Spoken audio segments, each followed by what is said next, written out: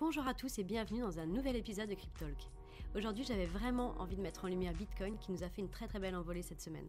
Alors ensemble, on va aborder son histoire et son fonctionnement. Alors installez-vous confortablement, c'est parti. On va commencer par l'histoire du Bitcoin. Durant toute l'histoire de l'humanité, le monde dans lequel nous vivons a connu de nombreuses crises financières. La plus récente, elle remonte à l'été 2007, lors de la crise des subprimes, lorsque des millions d'Américains se retrouvent sans maison, écroulés sous les dettes. Alors cette crise, elle a d'abord fait beaucoup de dégâts dans l'économie mondiale, mais elle a surtout prouvé que notre système monétaire reposait entièrement sur des tiers de confiance. C'est un an plus tard, en octobre 2008, l'idée d'un système de paiement pair à pair émerge de plusieurs forums dédiés à la cryptographie. Et cette idée révolutionnaire, elle expose un protocole financier qui ne repose sur aucun tiers de confiance, un moyen donc de s'échanger de la valeur sans passer par une banque. Présentée par une ou plusieurs personnes regroupées sous le même pseudonyme, Satoshi Nakamoto, la genèse des bitcoins est révélée. C'est quelques mois plus tard, le 3 janvier 2009, que le premier bloc de la blockchain Bitcoin est apparu. Satoshi ne savait certainement pas, mais il venait de créer le système de paiement mondial le plus abouti du XXIe siècle. Alors, qu'est-ce que Bitcoin ? Eh bien, le principe même de Bitcoin, il est assez simple. Comme l'énonce son livre blanc, ou encore appelé le white paper, c'est un système de paiement pair à pair qui ne repose sur aucun tiers de confiance. Le Bitcoin repose sur la technologie blockchain, et si je devais faire un gros raccourci de ce qu'est la blockchain, je dirais que c'est un moyen de stocker de l'information de façon décentralisée. Sur Bitcoin, les transactions du réseau sont inscrites dans des blocs. Les blocs peuvent traiter une quantité d'informations définie par le protocole lui-même. Une fois qu'un bloc est complet, il s'ajoute au bloc précédent qui lui-même est relié au bloc intérieur. C'est ce qu'on appelle une chaîne de blocs ou encore une blockchain. Si vous avez un petit peu envie de vous renseigner plus sur ce qu'est la blockchain, je vous invite vivement à faire vos propres recherches sur Internet. Vous allez trouver notamment de très bons articles sur le journal du coin ou encore sur Cryptost. Voilà, petite parenthèse, blockchain fermée. Dans un système donc qui ne dépend d'aucun tiers de confiance comme Bitcoin, la notion de consensus elle est vraiment capitale et c'est elle qui va permettre le bon fonctionnement du réseau.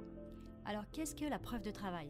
Lorsqu'une transaction est soumise, celle-ci est validée par les acteurs du réseau appelés des mineurs et elle est inscrite dans un bloc si celle-ci est validée. Les mineurs, ils exécutent des calculs informatiques depuis des ordinateurs afin de fournir de la puissance de calcul au réseau. Et en échange, donc, le protocole Bitcoin les rémunère via l'émission de nouveaux jetons lors de la création d'un bloc, mais aussi par une partie des frais de transaction du réseau. Donc en pratique, lorsqu'un utilisateur souhaite envoyer des bitcoins à un autre utilisateur, sa transaction est validée par les mineurs et inscrite dans un bloc. Et une fois inscrite, le receveur obtiendra les bitcoins envoyés par l'envoyeur. Les mineurs étant dispersés dans le monde entier, le réseau Bitcoin est entièrement décentralisé. Il ne dépend pas que d'un seul utilisateur. On peut dire que tous les mineurs sont Bitcoin. Il faut également comprendre qu'une fois qu'une transaction est confirmée, elle ne pourra pas être modifiée. Ça, c'est vraiment une force de Bitcoin, on ne peut pas revenir en arrière. Aussi, Bitcoin possède une caractéristique vraiment qui le rend unique, c'est son émission de jetons. Le protocole Bitcoin a été créé pour émettre un total de 21 millions de Bitcoins, pas plus. De nouveaux bitcoins sont créés toutes les 10 minutes environ à chaque bloc. Et cette émission, elle est divisée de moitié tous les 4 ans. C'est ce qu'on appelle le halving. À la création de Bitcoin, un bloc contenait 50 bitcoins. Aujourd'hui, après les nombreux halvings, il en contient 6,25 et lors du prochain qui aura lieu en 2024, il en contiendra 3,125 bitcoins. Alors là, vous allez me dire, qu'est-ce qui va se passer quand tous les bitcoins auront été minés ? Eh bien, on estime que cet événement arrivera en 2140 et qu'à ce moment-là, les mineurs se rémunéreront uniquement grâce aux frais de transaction de réseau. Satoshi Nakamoto a estimé que Bitcoin serait suffisamment gros pour générer assez de frais et inciter économiquement les mineurs à rester donc sur le réseau. Maintenant qu'on a vu comment fonctionnait le Bitcoin, on va passer aux applications. Le Bitcoin y présente de multiples applications et donc je vais vous en détailler 3. On va commencer par la première qui est l'utilisation en tant que réserve de valeur.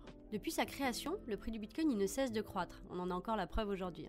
Le 1er janvier 2021, un Bitcoin ça valait 29 000 $. Et aujourd'hui, à l'heure où j'enregistre le podcast, il en vaut environ 64 000. Il est souvent comparé à l'or et pour cause les deux actifs possèdent un grand nombre de caractéristiques similaires, comme leur offre limitée ou le fait que tous les deux soient une monnaie d'échange. A l'inverse du dollar qui subit une inflation plus ou moins importante selon les années, le Bitcoin est quant à lui un actif déflationniste. La seconde application, c'est la spéculation. De nombreuses personnes spéculent à court terme sur le prix du Bitcoin, comme sur les marchés traditionnels. Il est vraiment devenu un outil de spéculation assez populaire auprès des traders, qu'ils soient particuliers ou professionnels. Parce que les variations sur Bitcoin sont en général plus grandes que sur les marchés des actions ou encore sur le Forex. Aujourd'hui, le Bitcoin enregistre plus de 3 milliards de volumes par jour sur la plus grande plateforme d'échange de crypto-monnaies. Un ETF a été également approuvé il y a quelques jours. Enfin, la troisième grande application de Bitcoin, c'est sa capacité à être une monnaie d'échange. Je vais me contredire, mais actuellement, c'est vrai qu'il n'est pas possible, ou du moins très compliqué techniquement, d'utiliser Bitcoin pour aller faire ses courses en magasin. parce que les transactions sont trop lentes et les frais trop élevés. Cependant, le réseau Bitcoin présente un protocole de seconde couche qui lui permet d'améliorer son évolutivité.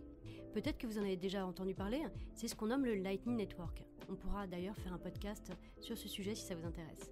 Ce procédé permet d'envoyer des fractions de Bitcoin, c'est ce qu'on appelle des Satoshi, et ça de façon instantanée et sans frais. Ce protocole il résout donc le problème d'évolutivité de Bitcoin et lui permet d'être utilisé à partir d'un simple téléphone ou d'un portefeuille Bitcoin. Vous l'avez donc compris, Bitcoin n'est pas seulement une évolution numérique, mais c'est surtout une révolution mondiale.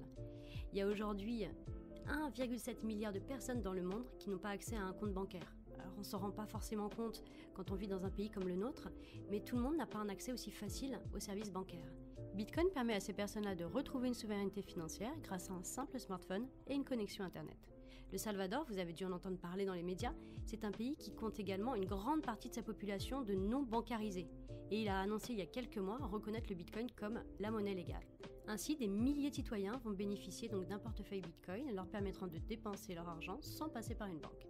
Comme je disais tout à l'heure, en fait Bitcoin n'est pas une évolution, mais c'est bien une révolution.